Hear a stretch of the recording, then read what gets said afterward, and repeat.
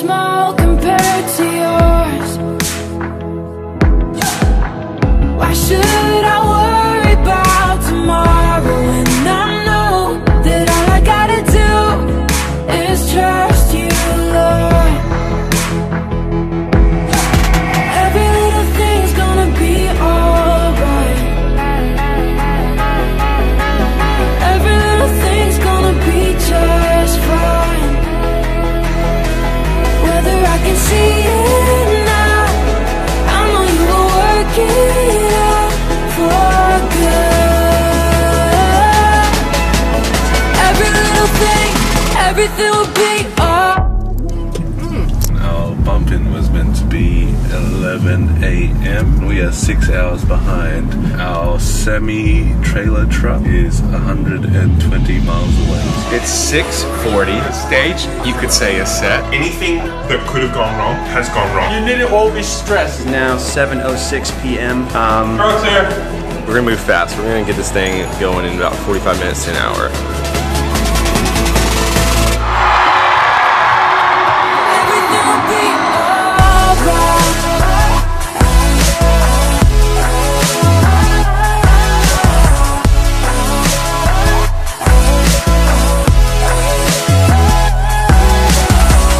Behind the scenes and in the details,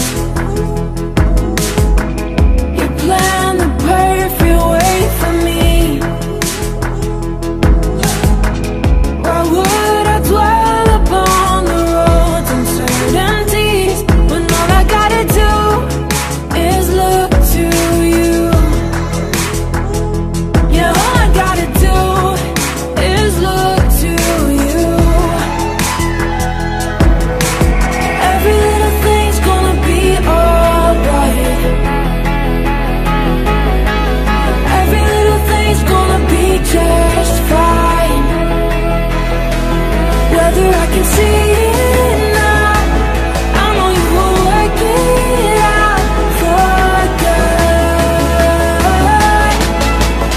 Every little thing, everything will be alright.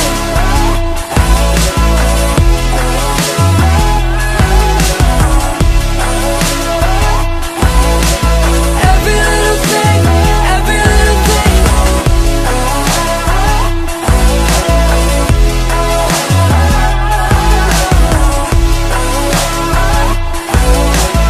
Every little thing, everything will be alright. Hey God, I know you don't need no one to advise you. You probably do a better job running the world than I do. I just thought I'd remind you, I've been trying to find you. It feel like Satan working overtime, times two. They say if it doesn't kill you, that refines you. But I'm trying to live, and that's bigger than survival. It's been a long night, it's been a long fight. So just remind me now, everything will be alright.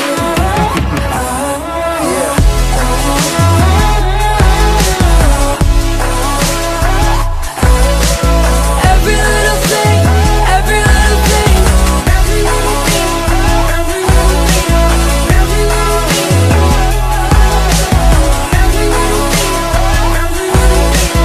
Every little thing, everything will be alright. Shalom teman-teman, senang sekali bisa kembali di online service Christ Nation pada malam hari ini. Mari kita siapkan hati dan pikiran kita untuk menyembah dan memuji nama Tuhan. Dan juga sebelum itu mari kita berdoa. Terima kasih Tuhan atas berkat-Mu yang begitu luar biasa, sehingga Kau dapat mempertemukan kami di tempat ini. Kami percaya Tuhan, hadirat-Mu selalu ada dimanapun kami berada. Dan biarkanlah juga Engkau memimpin kami dari awal, pertengahan, sampai akhir dari ibadah ini. Terima kasih Tuhan, dalam nama Tuhan Yesus. Kau tunjukkan kasih setiamu, Kau menyediakan yang ku perlu. Kau setia, Kau mulia, Bapa, Kau setia.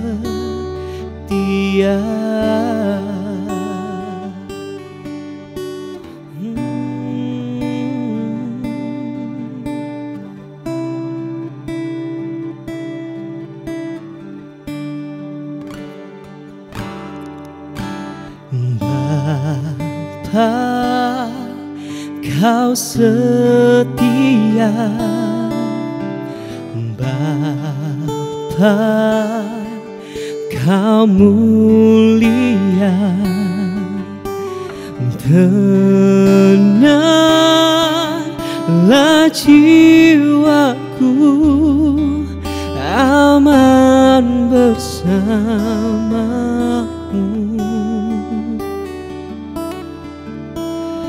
Lebih dari harta, Kaulah segalanya. Tenanglah jiwaku dalam hadirat-Mu.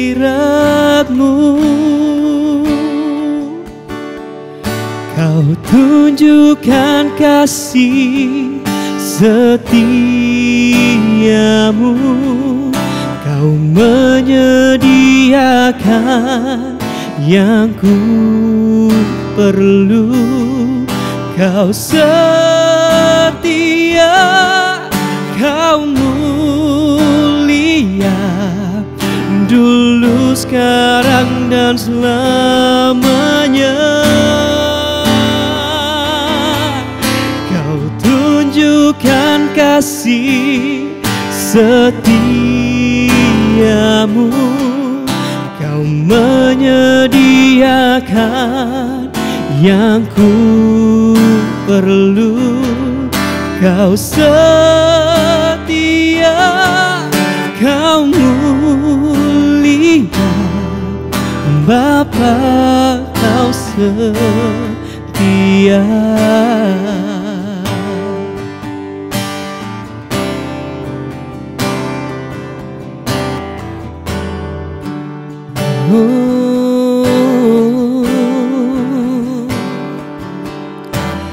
Bapa, Kau setia.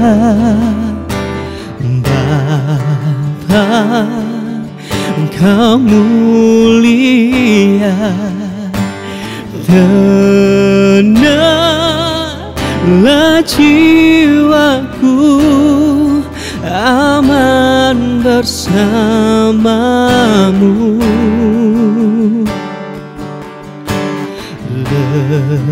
Lebih dari harta, Kaulah segalanya.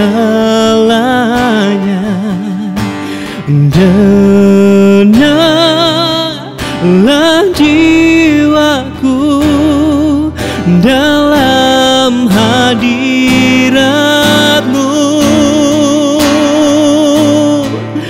Kau tunjukkan kasih setiamu, Kau menyediakan yang ku perlu. Kau setia, Kau mulia, dulu, sekarang, dan selamanya. Kau tunjukkan kasih setiamu, Kau menyediakan yang ku perlu. Kau setia, Kau mulia, Bapa, Kau setia. Oh, haleluya, haleluya. Oh, terima kasih Tuhan, kami menyembah-Mu. Oh, Kau Allah yang setia, selalu setia. Haleluya,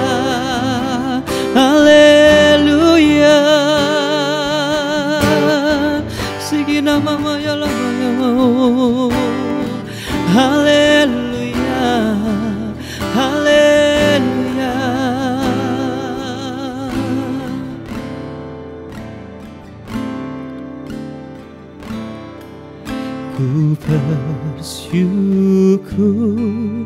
Bapa, ku bersyukur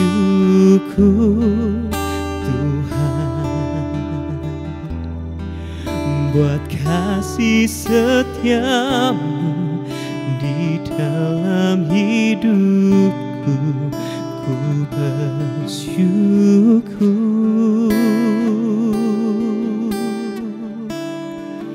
ku bersyukur Bapa, ku bersyukur Tuhan buat kasih setiamu di dalam hidupku. Ku bersyukur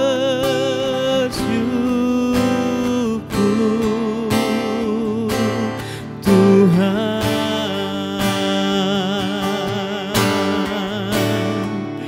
ku bersyukur Bapa,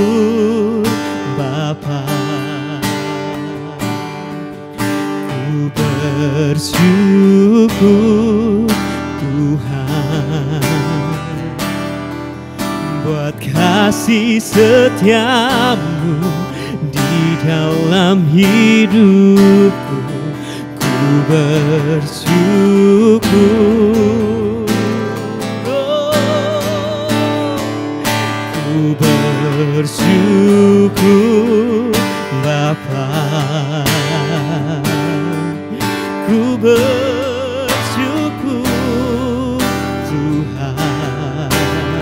Tuhan buat kasih setiamu di dalam hidupku. Ku bersyukur, ku bersyukur Bapa, ku bersyukur Tuhan buat kasih setiamu di dalam hidupku. Ku bersyukur kepadamu, ku bersyukur Bapa,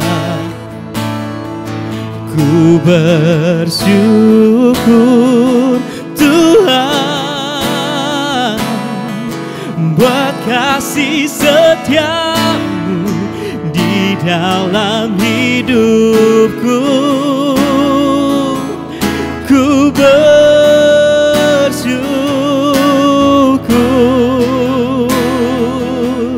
ku bersyukur,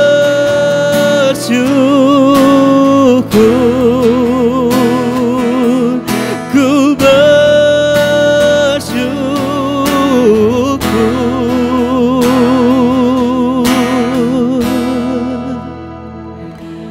Tuhan.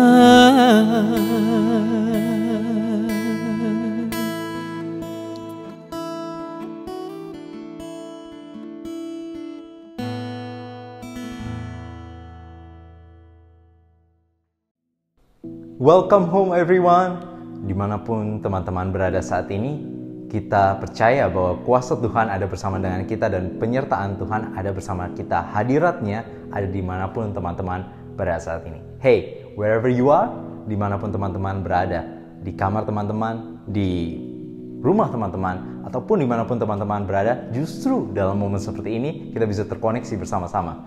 Dan kami bersama-sama berdoa, kita sama-sama berdoa bahwa setiap kita Tuhan akan mengerjakan sesuatu dalam kehidupan kita justru di dalam momen seperti ini.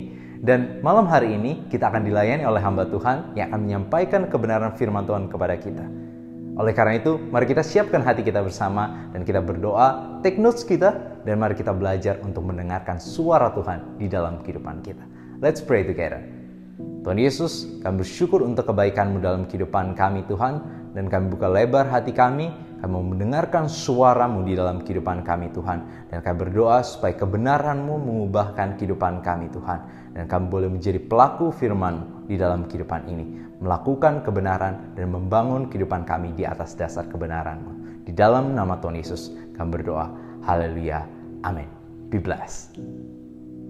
Shalom. Senang sekali boleh bersama-sama dengan saudara semuanya, sekalipun memang kita belum bisa berjumpa secara langsung. But at least melalui media yang ada, kita masih bisa mendengar firman kapanpun dan dimanapun kita berada.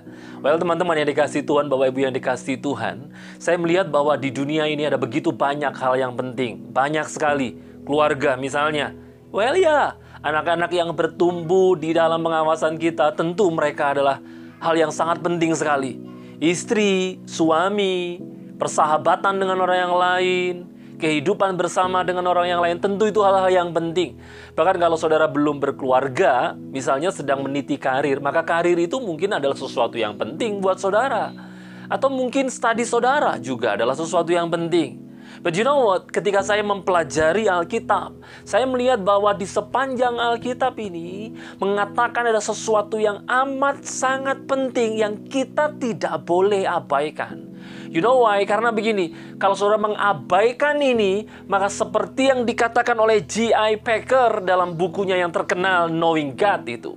J.I. Packer berkata begini, bahwa mengabaikan pengenalan akan Allah, maka akan membawa hidup kita ini menjalani sebuah kehidupan yang kosong dan hampa.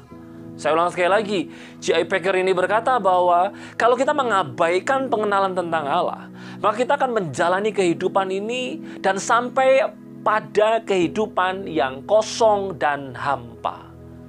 Itu sebabnya, saudara, Rasul Paulus di dalam Filipi pasal yang ketiga ayat yang ketujuh itu bahkan menganggap segala sesuatu yang dahulu dianggapnya sebagai sebuah keuntungan tidak lebih dari hanya sekedar sampah jika dibandingkan dengan pengenalan akan Tuhan. Nah, kalau kita perhatikan juga di dalam Yohanes pasal 7 ayat 3 itu bahkan menempatkan pengenalan akan Allah itu berkaitan dengan keselamatan kekal. Saya ulang sekali lagi ya. Di Yohanes pasal 17 ayat yang ketiga itu bahkan menempatkan pengenalan akan Allah berkaitan langsung dengan kehidupan kekal. Nah, saya bacakan buat saudara Yohanes pasal 17 ayat yang ketiga, demikian bunyi firman Tuhan. Inilah hidup yang kekal itu, yaitu bahwa mereka mengenal Engkau, satu-satunya Allah yang benar, dan mengenal Yesus Kristus yang telah Engkau utus. Lihat baik-baik bagaimana pengenalan akan Tuhan ditempatkan pada tempat yang berkaitan langsung dengan kehidupan kekal. Itu sebabnya di khotbah yang singkat ini saya mengajak kita semuanya untuk memikirkan dengan serius tentang pengenalan kita akan Tuhan, tentang bagaimana kita mengenal Tuhan, seperti apa level pengenalan kita akan Tuhan.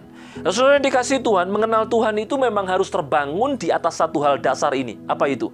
Mengenal Tuhan haruslah dibangun di atas penyataan Alkitab. Tidak kurang dan tidak lebih daripada itu. Saya ulang sekali lagi, mengenal Tuhan harus dibangun di atas dasar ini, penyataan Alkitab, pernyataan Alkitab. Artinya adalah bahwa kita hanya mengenal sebatas Allah menyatakan dirinya melalui Alkitab. Yang kedua, artinya juga bahwa kita tidak boleh menambahkan ide-ide tentang Allah selain daripada apa yang dinyatakan oleh Alkitab. Kita tidak boleh menambahkan ide tentang Allah di luar pernyataan Alkitab. Dan yang terakhir, segala pengalaman rohani, even itu pengalaman rohani yang sangat spektakuler atau fenomenal sekalipun, dengar baik, jika itu menyangkut tentang Allah atau berkaitan dengan Allah, maka dengar, yang menjadi otoritasnya adalah Alkitab. Dengan kata lain, segala pengalaman rohani tentang Allah atau yang diyakini berkaitan dengan Allah tidak boleh bertentangan dengan Alkitab. Yes, Alkitab adalah otoritas tertinggi di dalam parameter kita untuk mengenal Allah. Itu sebabnya kita akan kembali kepada Alkitab tentang bagaimana Allah memperkenalkan dirinya. Nah, saudara-saudara yang dikasihi Tuhan, saya pernah berjumpa dengan seorang teolog yang saya respect sekali dengan beliau. Saya berjumpa dengan beliau pada saat membuat disertasi di I3 Batu Malang.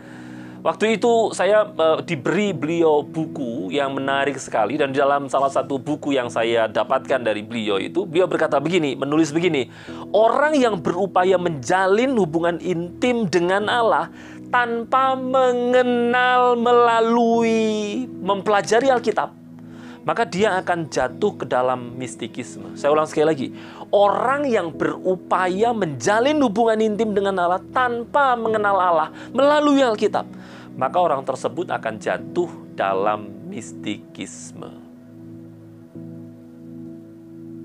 Bahkan secara koheren, saya bisa simpulkan, Alkitab itu berasal dari Allah. Saya ulang, Alkitab itu berasal dari Allah. Dan dari Alkitab, orang mengenal Allah. Nah, dari orang mengenal Allah itulah orang dapat melakukan kehendak Allah. Saya ulang sekali lagi. Alkitab itu berasal dari Allah, dan melalui Alkitab orang mengenal Allah. Dan kalau orang mengenal Allah, maka orang bisa melakukan kehendak Allah. Lalu pertanyaannya, bagaimana Allah yang diperkenalkan oleh Alkitab itu?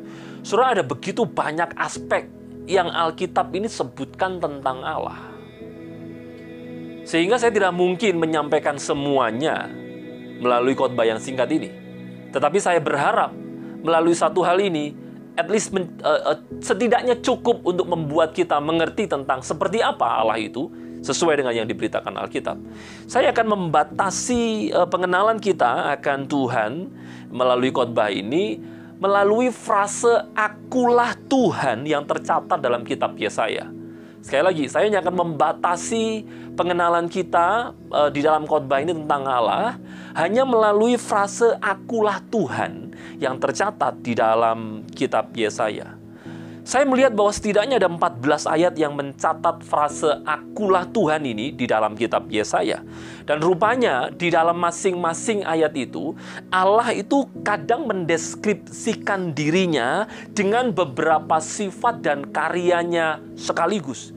Jadi bukan satu ayat memuat satu sifat atau karya Allah, tapi bahkan di dalam satu ayat itu bisa saja terkandung sifat-sifat Allah maupun karya-karya Allah sekaligus. Apa itu? Yang pertama, melalui Yesaya dari frase akulah Tuhan, kita bisa melihat bahwa Allah adalah Sang Pencipta. Kalau sudah perhatikan Yesaya 43 ayatnya yang ke-15, Yesaya 43 ayat yang ke-15 berkata begini, saya tidak akan bacakan seluruh ayatnya, saya akan penggal-penggal saja tanpa mengurangi artinya, oleh karena waktunya yang terbatas. Yesaya 43 ayat 15, akulah Tuhan yang menciptakan Israel. Yang pertama, ia menunjukkan dirinya sebagai Allah yang menciptakan bangsa-bangsa. Ya, Allah adalah Allah yang menciptakan bangsa-bangsa. Lalu di Yesaya pasal 44 ayatnya yang ke-24 itu berkata bahwa ia adalah Allah yang menciptakan manusia. Itu sebabnya Yesaya 44 ayat 24 berkata, yang membentuk engkau sejak dari kandungan, akulah Tuhan. Yang terakhir, ia juga adalah Allah yang menciptakan alam semesta, seluruh jagat raya dan seisinya ini. Dari mana saya bisa sampaikan itu? Di ayat yang ke-24b dari Yesaya pasal 44. Saya akan bacakan buat saudara, demikian firman Tuhan. Akulah Tuhan yang menjadikan segala sesuatu, perhatikan baik, yang seorang diri membentangkan langit, yang menghamparkan bumi. Siapakah yang mendampingi aku? Saudara, ini tidak berarti bahwa Alkitab mendukung teori bumi datar karena ada kata Allah membentangkan langit, menghamparkan bumi. Karena ternyata di kitab yang sama, di Yesaya pasal 40 ayat yang ke-22, ini juga dikatakan bahwa Dia Allah yang bertahta di atas bulatan bumi. Sehingga kalau kita mengharmoniskan kedua ayat ini, tentu saja ayat yang satu tidak boleh bertentangan dengan yang lain. Lalu apa yang terjadi? Ini tentu adalah kalimat-kalimat atau bahasa-bahasa puisi yang menggambarkan tentang bagaimana Allah dalam karyanya menciptakan alam semesta. Nah, teman-teman yang dikasih Tuhan, Bapak Ibu yang dikasih Tuhan, uniknya begini. Ketika Allah itu disebut atau menyebut dirinya sebagai Allah yang mencipta, sifat ini juga dikomunikasikan kepada manusia. Itu sebabnya manusia itu bisa menciptakan tuh. Bisa menciptakan alat-alat yang canggih, bisa menciptakan sesuatu yang bersifat art, atau hal-hal yang bersifat seni. Tentu saja.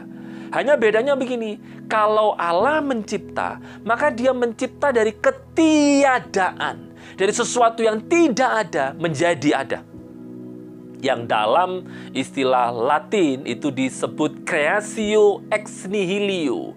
Mencipta dari kehampaan, mencipta dari ketiadaan. Sementara manusia bisa menciptakan, tapi bukan mencipta dari sesuatu yang tidak ada. Dia menciptakan dari sesuatu yang ada, dibentuk, diolah menjadi sesuatu yang baru. Tapi jelas, sifat penciptaan didapat manusia karena Allah mengkomunikasikan sifat ini kepada manusia. Artinya apa? Kalau kita mempelajari ini, harusnya kita sadar bahwa kita ini tidak lebih dari hanya sekedar ciptaan. Allah adalah pencipta kita. Dengan kata lain, saudara, sudah selayaknya dan sepantasnya ketika kita berhadap-hadapan dengan Sang Pencipta kita, maka harusnya kita tunduk takluk mutlak di hadapan Tuhan. Saya mengingat bahwa Martin Luther itu punya quote yang paling disukainya, yaitu Coram Deo. Apa itu Coram Deo? Coram Deo adalah begini, maknanya adalah saat kita berada di dalam hadirat Allah, di hadapan Allah, maka Allah itu tidak pernah berada di dalam kekuasaan kita. Allah tidak pernah berada di dalam kekuasaan kita. Allah tidak pernah menjadi yang kecil dibandingkan dengan kita. Itu sebabnya berlututlah. Coram Deo. Teman-teman yang dikasihi Tuhan.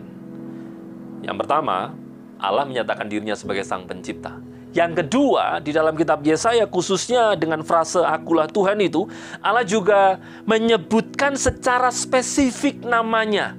Coba perhatikan, Yesaya pasal 43 ayatnya yang ketiga, Yesaya pasal 43 ayatnya yang ketiga berkata demikian, sebab akulah Tuhan Allahmu. Nah, kalau kita perhatikan dengan teliti, maka kata Tuhan itu ditulis semuanya huruf kapital. T-U-H-A-N, semuanya menggunakan huruf besar atau huruf kapital.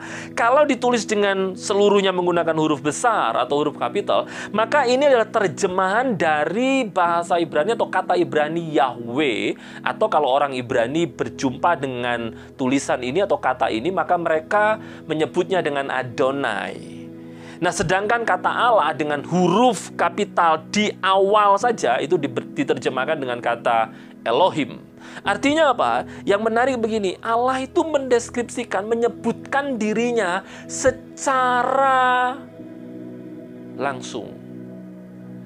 Dia menyebutkan namanya. Siapa itu? Yahweh. Kalau saudara perhatikan di Yesaya pasal 42 ayat yang ke-8, ayat ini juga berkata dengan jelas, Aku ini Tuhan. Tuhan lagi-lagi di sana ditulis dengan huruf kapital semua. Artinya Yahweh atau Adonai. Itulah namaku, lebih jelas lagi di sana. Jadi dengan kata lain, kita perlu bersyukur bahwa kita menyembah Allah yang berpribadi, Allah yang benar-benar hidup, bukan Allah tanpa nama, Allah yang tidak jelas. Namanya adalah Yahweh. Kalau saya menyebutkan hal ini, saudara, tidak berarti saya menyetujui atau menyepakati dengan faham Yahweisme. Yang bedanya adalah mereka meminta supaya seluruh kata Allah diganti dengan kata Yahweh. Bahkan yang kitab perjanjian baru pun harus diganti. Tentu itu tidak beralasan. Oleh karena apa? Kitab perjanjian baru yang ditulis dengan bahasa Yunani memang tidak menyebut dengan kata Yahweh. Ketika menerjemahkan kata Yahweh, maka kata itu diganti dengan kurios. Dan ini tentu saja juga memiliki otoritas. Kenapa? Karena Septuaginta yang juga digunakan oleh Tuhan Yesus dan para rasul di zamannya, itu juga tidak merubah kata kurios yang ditulis dalam Alkitab bahasa Yunani itu dengan kata Yahweh. Artinya, singkatnya begini, singkatnya kita memang tidak perlu merubah semua kata Allah itu dengan kata Yahweh. Tidak. Meskipun memang kita tahu Yahweh adalah nama pribadi dari Allah kita. Nah, Bapak Ibu yang dikasihi Tuhan, kalau Allah kita ini menyebutkan namanya dengan, maka kita bersyukur, kita pun berarti menyembah Allah yang jelas. Saudara dikasihi Tuhan, yang ketiga, Allah itu juga menyebut dirinya sebagai El Shaddai atau Allah yang Maha Kuasa. Kalau saudara perhatikan Yesaya pasal 45 ayat yang ke-8, agak panjang ini ayatnya, tapi saya juga akan sertakan ayat-ayat di dalam tampilan video ini supaya memudahkan saudara. Yesaya 45 ayat yang ke-8 berkata begini, "Hai langit, teteskanlah keadilan dari atas, dan baiklah awan-awan mencurahkannya. Baiklah bumi membukakan diri dan bertunaskan keselamatan, dan baiklah ditumbuhkannya keadilan. Akulah Tuhan yang menciptakan semuanya ini." Tambah lagi, Yesaya pasal 51 ayat yang ke-15 berkata demikian, "Sebab akulah Tuhan Allahmu yang mengharu birukan laut, sehingga gelombang-gelombangnya ribut. Tuhan semesta alam namanya." Saudara, di dua ayat ini kita melihat bahwa kuasa Allah itu digambarkan dengan dua hal ini. Apa itu? Yang pertama, otoritasnya untuk memerintah. Lalu yang kedua, juga melalui kuasa untuk melakukan perkara-perkara yang besar. Ingat baik-baik, tidak ada perkara yang terlalu besar yang Tuhan tidak sanggup perbuat. Karena apa? Kalau saudara lihat atau ingat di Lukas pasal 1 ayat 37, itu berkata bahwa tidak ada yang mustahil bagi Allah. Yang kedua, ingat baik-baik, ketika Allah yang Maha Kuasa itu memerintah, siapa yang dapat menolaknya? Otoritas dari sebuah perintah akan sangat tergantung dari kuasa yang dimiliki oleh yang memerintah. Dan tahukah saudara, dalam gambaran Alkitab, jelas kita tahu bahwa tuan yang memiliki budak, ketika si tuan ini memerintahkan apapun untuk dikerjakan si budak ini, maka budak ini akan mengerjakan perintah tuannya. Kenapa? Karena otoritasnya sebagai tuan. Kalau kita menyadari hal ini, dan kita menyadari posisi kita sebagai hamba Allah, sebagai anak-anak Tuhan, maka harusnya kita pun menyadari bahwa Bapa kita, Tuhan kita, adalah Allah yang berkuasa. Dengan kata lain, harusnya itu membuat kita cukup untuk punya alasan taat, tunduk, takluk, mutlak di hadapan Tuhan. Saudara, saya tahu memang ada banyak perintah Tuhan yang nampaknya mustahil untuk dilakukan. Di Alkitab itu ada cerita tentang Nuh yang tentu saudara tahu, diperintahkan Tuhan untuk melakukan dua hal yang menurut saya ini melampaui manusia lah. Paling tidak bagi Nuh saja. Apa itu? Yang pertama, Nuh itu diperintahkan untuk membuat batra yang besar sekali, dan batra itu dibuat di puncak bukit. Yang kedua, Nuh itu juga diperintahkan mengumpulkan hewan-hewan. Dan uniknya begini, Nuh itu dengan jelas responnya di Kejadian pasal 6 ayat 22 dan pasal 7 ayat 55 luar biasa. Saya bacakan buat saudara. "Lalu Nuh melakukan semuanya itu tepat seperti yang diperintahkan Allah kepadanya. Demikianlah dilakukannya."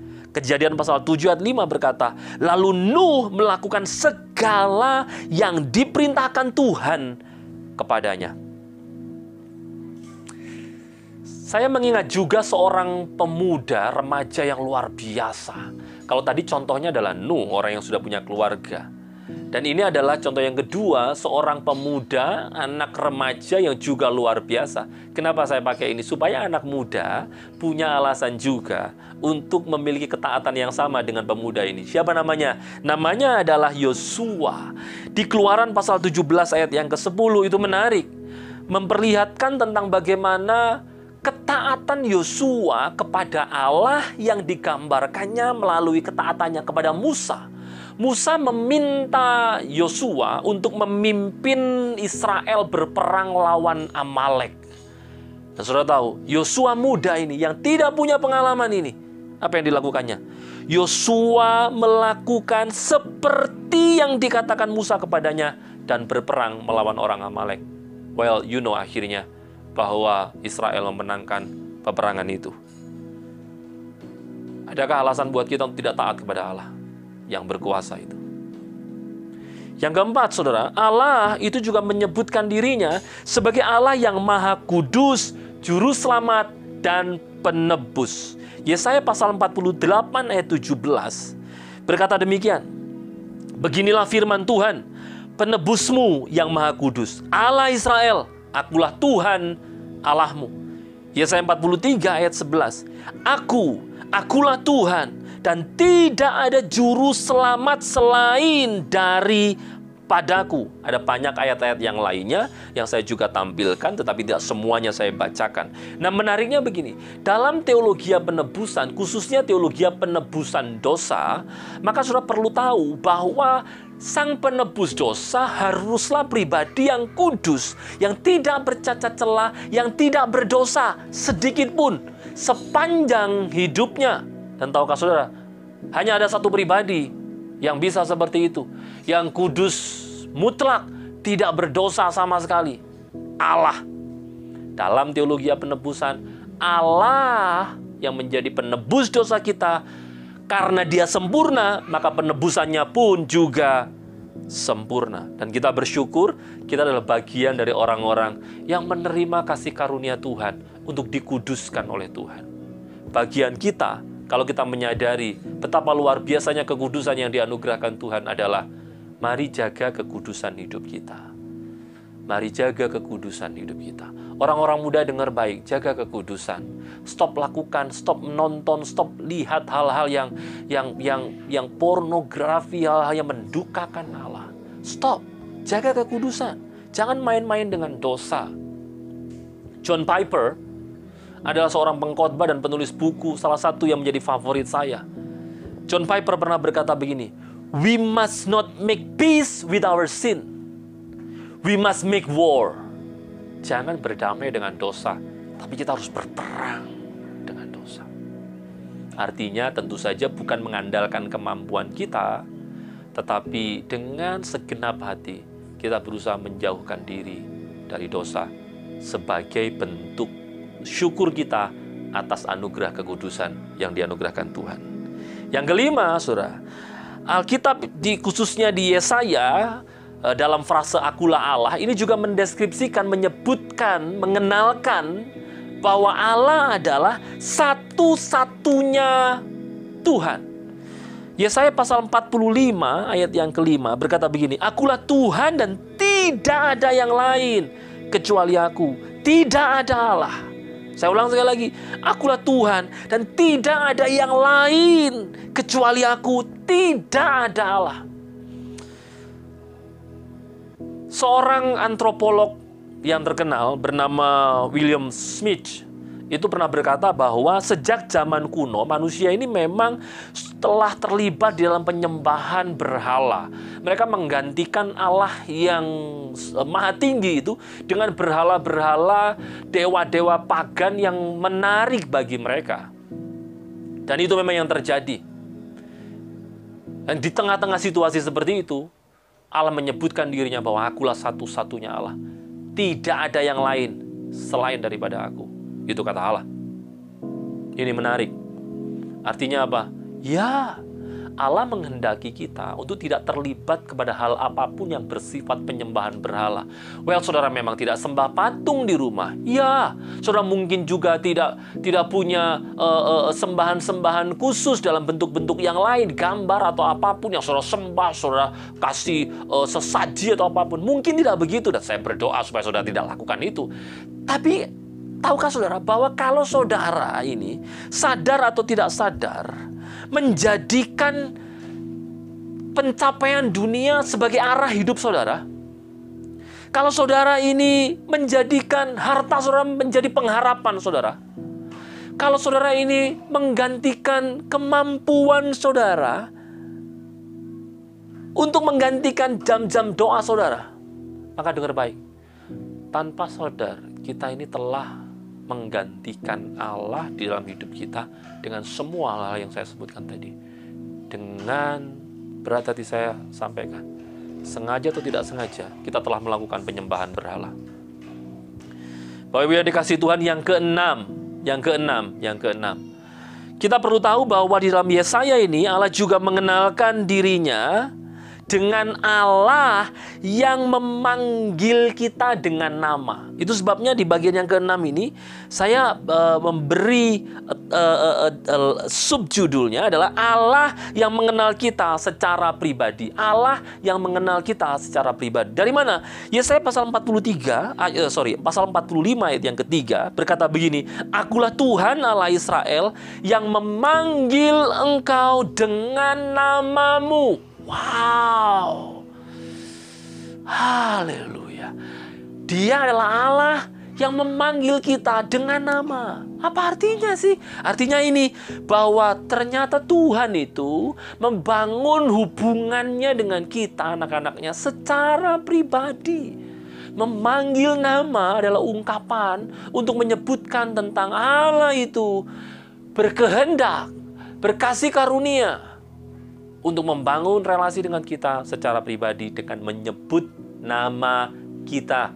Itu berarti Allah mengenal kita personally, secara pribadi.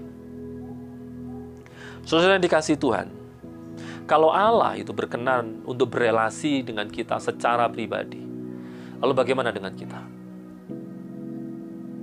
Saya harus sampaikan ini dengan terus terang. Sayangnya begini, terutama ketika wabah COVID-19 ini melanda dan banyak orang terpaksa harus didorong masuk ke rumah, termasuk mereka beribadah di rumah.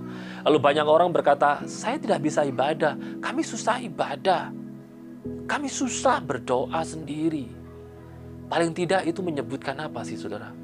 Bahwa ternyata begini loh, selama ini relasi kita dengan Allah itu tidak bersifat personal, melainkan bersifat komunal. Artinya apa? Kita tidak bisa tuh berelasi pribadi dengan Allah, kecuali kalau kita bersama-sama di gereja. Ada yang pimpin pujian, kita tinggal memuji. Ada yang berdoa, kita tinggal tutup mata. Itu saja. Ada yang khotbah, kita cuma tinggal dengar. Itu pun kalau kita dengar juga. Tapi artinya apa? Betapa ironisnya pengenalan kita akan Allah, relasi kita akan Allah ini. Sebab kita hanya bergantung kepada mimbar. Kalau nggak ada pendeta, kita susah berdoa. Kalau nggak ada pendeta, kita susah untuk mengerti firman. Seolah-olah kita kembali kepada zaman imam-imam, di mana imam dipakai sebagai perantara antara Allah dengan manusia. Maksud saya antara manusia dengan Allah. Karena manusia di zaman itu tidak bisa berelasi dengan Allah secara langsung kecuali melalui imam. Dan ironisnya kita seolah-olah mengulang zaman itu. Padahal pasca kematian Tuhan Yesus, tabir Allah itu terbelah menjadi dua, sehingga kemudian ruang Maha Kudus nampak bahkan dari pelataran depan. Itu menunjukkan apa? Tidak lagi ada sekat-sekat antara kita dengan Allah. Allah berkenan untuk berelasi pribadi dengan kita. Maka harusnya kita pun membangun relasi kita dengan Allah secara pribadi. Bapak Ibu yang dikasihi Tuhan, yang ketujuh, Allah itu juga menyebutkan dirinya sebagai sumber segala sesuatu. Yesaya pasal 45 ayat yang ketiga berkata begini, Aku akan memberikan kepadamu harta benda yang terpendam dan harta kekayaan yang tersembunyi, supaya engkau tahu bahwa Akulah Tuhan Allah Israel, Yesaya pasal 45 ayat yang kelima mengatakan, akulah Tuhan dan tidak ada yang lain kecuali aku. Tidak ada Allah. Aku telah mempersenjatai engkau sekalipun engkau tidak mengenal aku. Uniknya begini, di dalam beberapa terjemahan bahasa Inggris ini menerjemahkan I girded thee.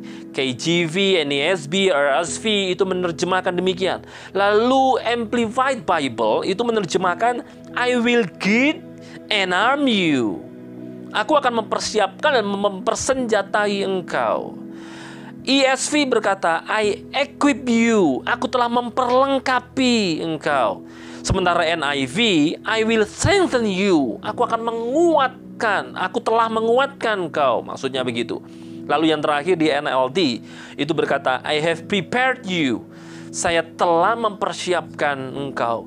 Dengan kata lain begini, Allah itu ternyata telah memperlengkapi kita, mempersenjatai kita, mengequip kita, mempersiapkan kita, menguatkan kita untuk menjalani panggilan Allah di dunia ini.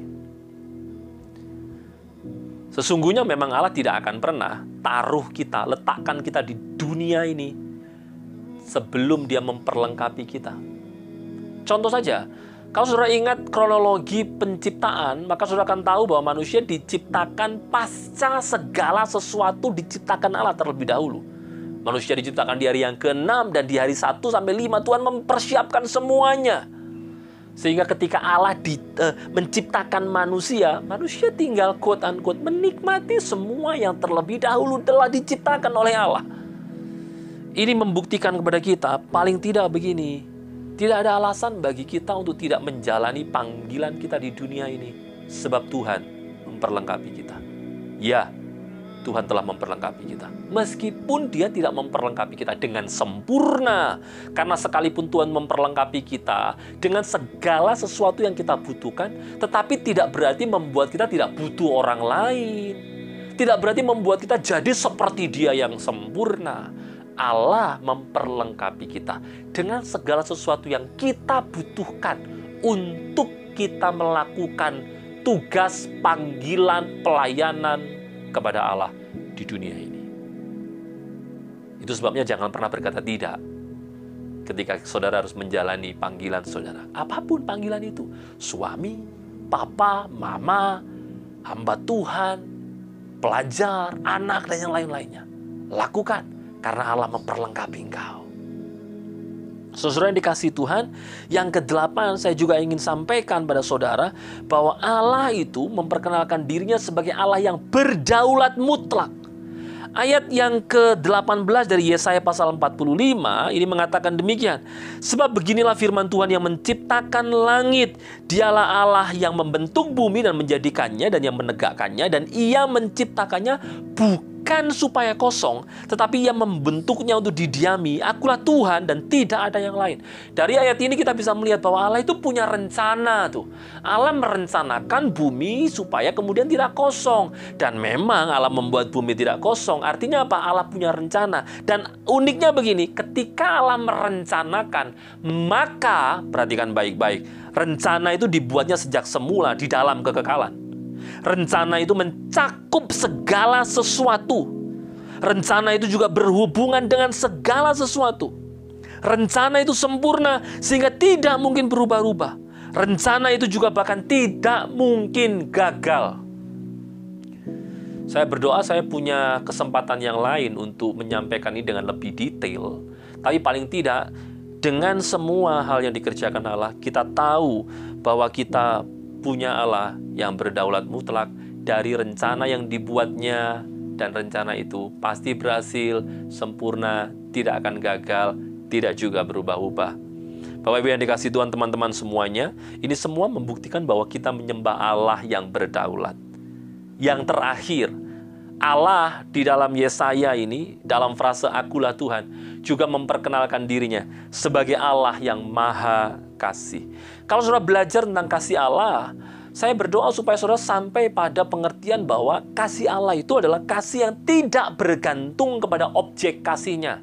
Kalau kita mengasihi seringkali itu karena objek kasih kita memang pantas untuk dikasih. Entah dia baik, entah dia orang terdekat kita atau apapun. Tapi Allah tidak demikian. Dari mana? Coba lihat Yesaya pasal 45 ayat yang kelima berkata begini, Akulah Tuhan dan tidak ada yang lain kecuali aku, tidak ada Allah. Aku telah mempersenjatai engkau. Perhatikan ini. Sekalipun engkau tidak mengenal aku. My God. Even kita belum kenal Allah, Allah telah memperlengkapi kita. Bahkan kalau kita bandingkan dalam Efesus pasal 1 ayat yang keempat, ini juga luar biasa sekali. Mengatakan begini, sebab di dalam Dia Allah telah memilih kita sebelum dunia dijadikan, supaya kita kudus dan tak bercacat di hadapannya. Perhatikan, Allah itu mengasihi kita dengan memilih kita bahkan sebelum dunia dijadikan. Kalau dunianya belum dijadikan, tentu saja kita juga belum jadi.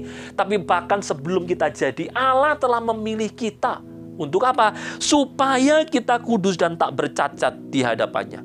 Proses pemilihan terjadi bahkan sebelum dunia dijadikan. Artinya, kita bahkan belum berbuat baik atau sebaliknya. Sehingga, saya bisa sampaikan, pemilihan Allah, kasih Allah, bukan diberikan kepada kita. Karena Dia terlebih dahulu mengetahui bahwa kita akan menjadi baik. Tidak. Kita bukan dipilih karena Dia lebih dahulu mengetahui bahwa kita akan menjadi baik. Tidak. Sebab apa?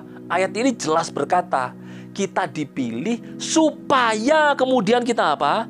Kudus dan tak bercacat di hadapannya. Dengan kata lain, proses pemilihan Allah lah yang membuat kita bisa kudus dan tak bercacat di hadapan Tuhan. Bahkan Allah itu mengasihi kita dengan berkenan menjadi sumber kebenaran serta tuntunan kita.